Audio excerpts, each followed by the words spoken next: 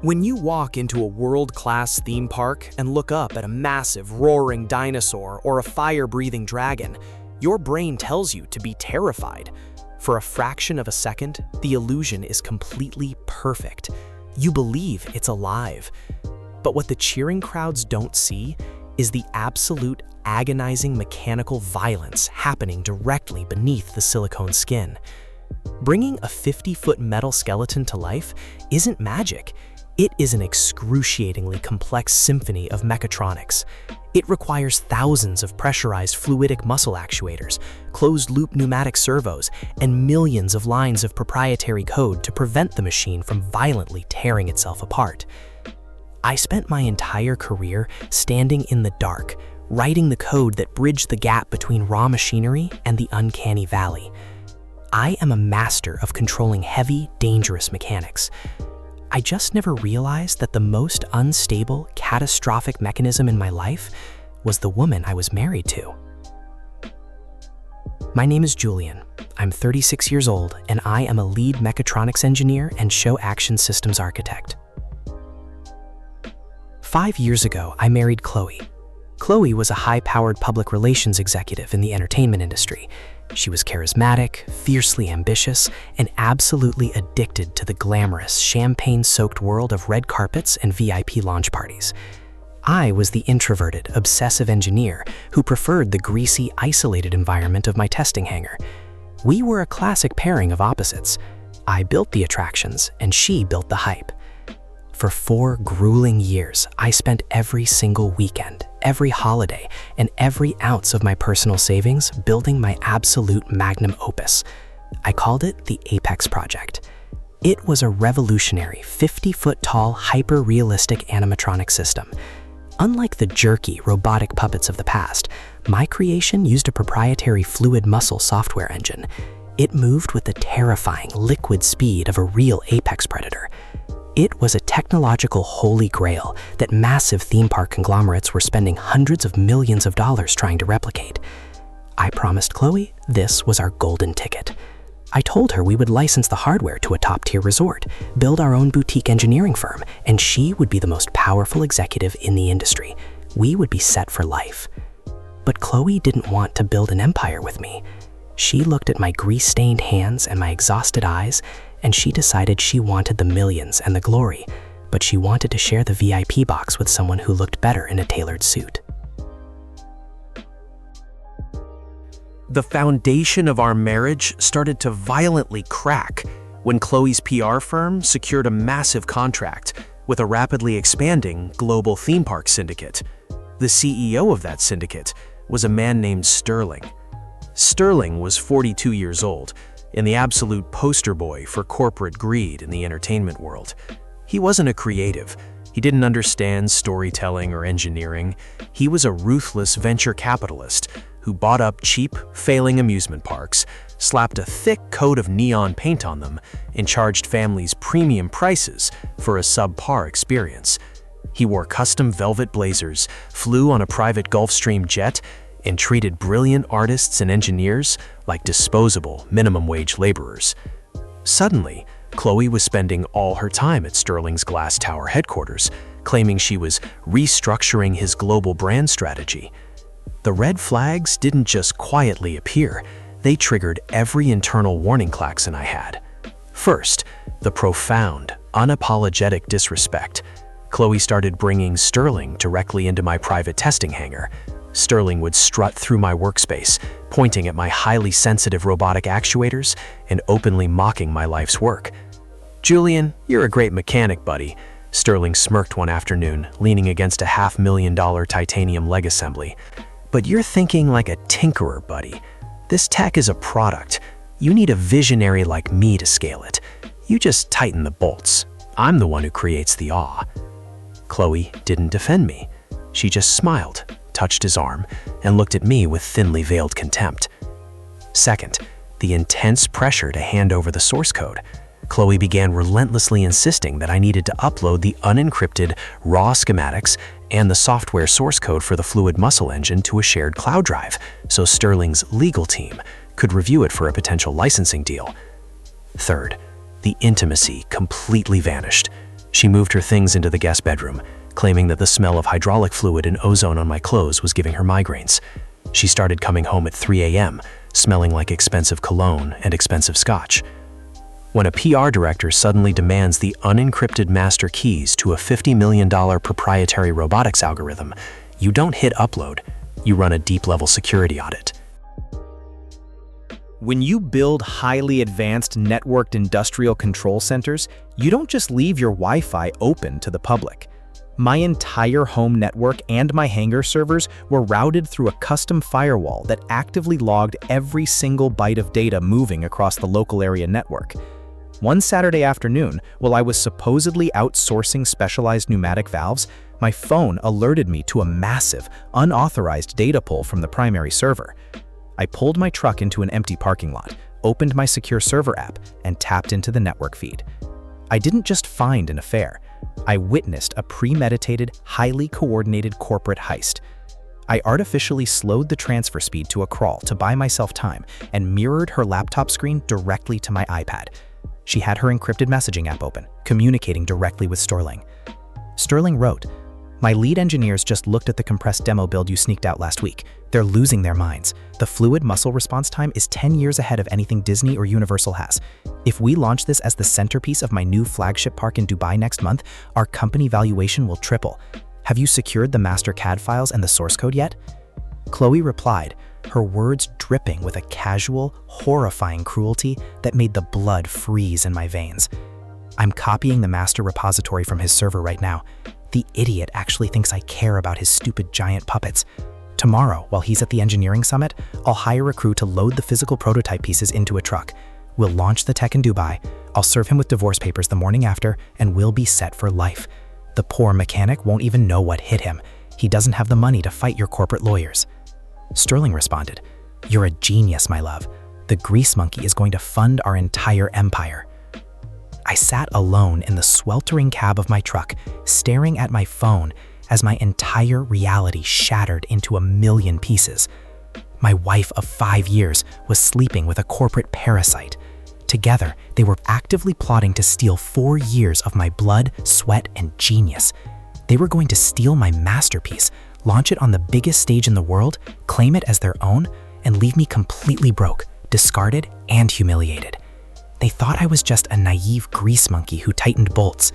They didn't understand the level of absolute, unmitigated digital and mechanical destruction a lead mechatronics engineer is capable of coding. The absolute first rule of show action engineering is, if you want to destroy a system, you don't take a sledgehammer to the outside. You alter the foundational logic on the inside, and you let the machine destroy its own illusion. I didn't rush home. I didn't burst through the doors screaming and crying. Because if I did that, Sterling would just deny the entire thing. Chloe would play the victim, and with the photos they already took, Sterling would just hire a team of cheap engineers to reverse engineer my designs, inevitably building a sloppy, dangerous copy of my machine. I needed them to take my specific hardware. I needed Sterling to feel invincible. I needed him to proudly stand in front of thousands of investors and live cameras and claim my creation as his own. That night, while Chloe was fast asleep in our bedroom, dreaming of her stolen millions, I went quietly into the hangar. I plugged my diagnostic laptop directly into the central processing motherboard of the animatronics control system. I didn't break the machine. I just opened the source code and I rewrote the sequencing logic. I altered the pneumatic release timers and the audio sync software with a delayed cyclic variable. The entire robotic ecosystem would function flawlessly for Sterling's team. Perfection. They could take it to their private hangar, assemble it, rehearse their presentation 99 times, and feel like absolute, untouchable gods of entertainment. But deeply embedded in the absolute foundational math of the microcontrollers, buried so deep in the code that no QA tester on Earth would ever find it, I hid a logic bomb. On the 100th actuation cycle, which I perfectly calculated would land exactly during the climax of the live grand opening broadcast, the system would forcibly reject the local user's commands. First, the fluid muscle pressure valves would invert, instantly transforming the terrifying, majestic movements of the massive predator into a limp, comical, pathetic flailing motion. Second, the main audio output channel would violently hijack the stadium's PA system. Instead of the deafening, pre-recorded roar of a monster, the motherboard would broadcast a hidden audio file I buried in the registry. I saved the code, I locked the motherboard, I left the master files on the server for Chloe to steal. The next morning, I packed my bags for the engineering summit. I kissed Chloe goodbye. "Have a really great trip, Julian," she smiled, handing me a travel mug of coffee. "Take care of the hangar for me, Chloe," I replied, looking her dead in the eyes. "You know that project is my masterpiece." "I will protect it with my life," she promised. I never went to the engineering summit. I drove straight to the downtown offices of the most aggressive, ruthless intellectual property and corporate fraud litigator in the state, a man whose entire job was destroying fraudulent corporations. I sat down at his mahogany conference table. I handed him my original time-stamped blueprints. I handed him the high-definition security footage and the crystal-clear data logs of Chloe and Sterling explicitly conspiring to steal the files and the physical prototype. And finally, I handed him the official, federally approved patent documentation for the fluid muscle architecture, which I had secretly expedited and secured exclusively in my own name a month prior. My wife and her accomplice are going to debut this stolen, patented hardware at a massive grand opening in Dubai next week, I told my lawyer calmly. My lawyer reviewed the documents, listened to the audio, and slowly smiled like a shark smelling blood in the water. "Julian, utilizing stolen, patented engineering hardware to solicit hundreds of millions of dollars from international investors is a massive, willful federal violation and international fraud. If he presents this, we won't just sue him for damages. The SEC and international authorities will literally liquidate his entire conglomerate." "Draft the paperwork," I said, "but do not file the injunction yet. Do not stop the show. Let him pull the curtain back. I want him to put his face on it in front of the whole world." On Wednesday afternoon, sitting in a hotel room across town, my phone notified me that my hangar door had been breached. Through the security cameras, I watched Sterling and his crew of mechanics illegally load my $1 million prototype pieces into the back of a rented moving truck. Chloe left a white envelope containing divorce papers next to my tools and walked out without looking back. They were laughing. They thought they had just executed the perfect untouchable heist, but they had no idea they had just loaded a ticking time bomb onto their own stage. Saturday night, live from the grand opening of Sterling's flagship park in Dubai. I sat in my hotel room, watching the global broadcast in high definition. The live stream had over 3 million viewers. Sterling was hyping up the crowd, pacing back and forth across the massive outdoor stage, absolutely dripping with unearned confidence. The camera panned to the VIP box, and I saw Chloe standing there, holding a glass of champagne, looking incredibly proud, believing she had just conquered the world. "Ladies and gentlemen," Sterling yelled into his microphone, raising his arms. "For 3 years, my in-house engineering team has been building the impossible. Tonight, I present to you the most advanced robotic creature ever conceived by man, the apex behemoth." The crowd went absolutely wild. Pyrotechnics exploded. The massive heavy curtains dropped. The 50-foot-tall, hyper-realistic monster stood in the center of the stadium, covered in theatrical smoke. It looked terrifying. Sterling hit the trigger button on his remote. It was exactly the 100th actuation cycle. The monster reared its massive head back to unleash a deafening, terrifying roar. But instead of a roar, my logic bomb executed. The fluid muscle pneumatic valves instantly inverted. The massive 50-foot monster didn't lunge forward. Its knees buckled, its arms comically flailed out to the sides. The jaw dropped open, and the entire multi-million-dollar machine slowly, pathetically slumped forward into a ridiculous dog-like begging pose, its eyes blinking erratically. The crowd gasped in confusion. Sterling froze, frantically mashing the buttons on his remote. Then the audio hijack engaged. Instead of a roar, the monster's massive, stadium-grade internal speakers blasted an audio file at maximum volume. It was the security recording from my hangar. Chloe's voice echoed like thunder across the Dubai night. "I'll hire a crew to load the physical prototype pieces into a truck. The poor mechanic won't even know what hit him. He doesn't have the money to fight your corporate lawyers." Sterling's voice boomed out next, completely undeniable. "You're a genius, my love. The grease monkey is going to fund our entire empire." The entire stadium went dead, pin drop silent. The live stream chat completely broke. In the VIP box, Chloe dropped her champagne glass. It shattered. She put her hands over her mouth, her face turning the color of wet concrete. She looked like she was going to pass out. Down on the stage, Sterling's face was purple with rage and terror. "Cut the audio!" he screamed at the control booth, totally unhinged. "Turn off the speakers!" But the damage was already done. The investors heard everything. 3 million people had heard everything. Before the park security could even figure out what to do, a team of international process servers and local authorities, coordinated by my legal team, walked right past the stunned bodyguards onto the stage. They handed a thick stack of federal and international lawsuits directly to Sterling. I took a slow, deeply satisfying sip of my bourbon, letting the burn settle in my chest. The show was officially over. You cannot recover from a 50-foot-tall public confession in front of the entire entertainment industry. The fallout was an absolute, unmitigated, scorched earth disaster. The video of the monster slumping over and broadcasting the affair went viral globally within 10 minutes. By Sunday morning, Sterling was the biggest laughingstock in the history of theme parks. The wealthy investors who were sitting in the front row immediately pulled all their funding, canceled their contracts, and filed massive lawsuits against Sterling's conglomerate for gross misrepresentation and corporate fraud.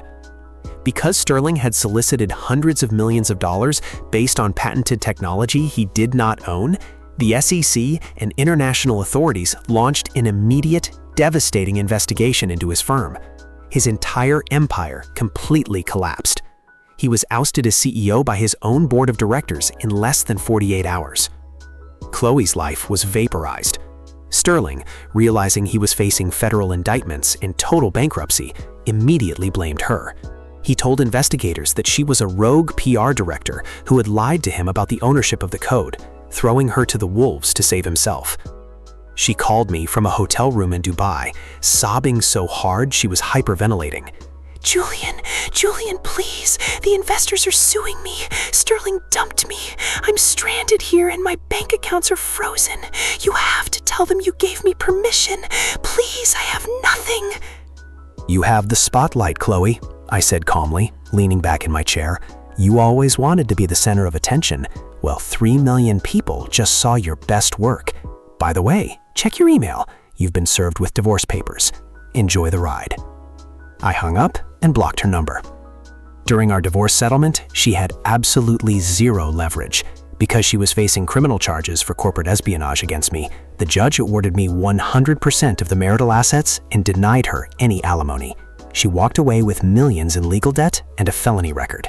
It's been almost 3 years since that grand opening in Dubai. After the dust finally settled and the lawsuits were paid out, I sold the real, fully functioning patent for the fluid muscle architecture. I didn't sell it to a corporate hack. I sold it to a legendary, highly respected global theme park manufacturer, a company that actually understands the engineering, respects the physics, and treats its designers like true partners. I made enough money from that single sale to buy a massive new commercial robotics facility, hire a full team of fabricators, and my business has never been better. Last I heard, Chloe avoided prison by taking a plea deal, but she is completely blacklisted from the entertainment and PR industries globally. She is currently working as a ticket scanner at a traveling carnival, watching people go on cheap rides, knowing every single day that she voluntarily threw away her golden ticket to the absolute top of the industry. Sterling, completely bankrupt and uninsurable, currently manages a failing indoor trampoline park in the suburbs. He has no private jets, no VIP galas, and definitely no 50-foot animatronics. If there is a lesson to be learned here, it's a simple one. Never disrespect the architect of your reality. If your partner thinks they can steal your hard work, push you into the shadows, and take the spotlight for themselves, don't try to pull them off the stage. Don't fight them for the controls. Let them step into the arena. Hand them the remote control. Let them feel like they've won. And right when they think they're about to pull off the ultimate spectacle, just let the code execute. Drop the facade, and let the whole world hear exactly who they really are. Thanks for listening to my story. If you enjoyed this one, drop a like, hit subscribe, and let me know in the comments, what's the most embarrassing public failure you've ever witnessed? Stay sharp, trust the physics, and always, always inspect the source code.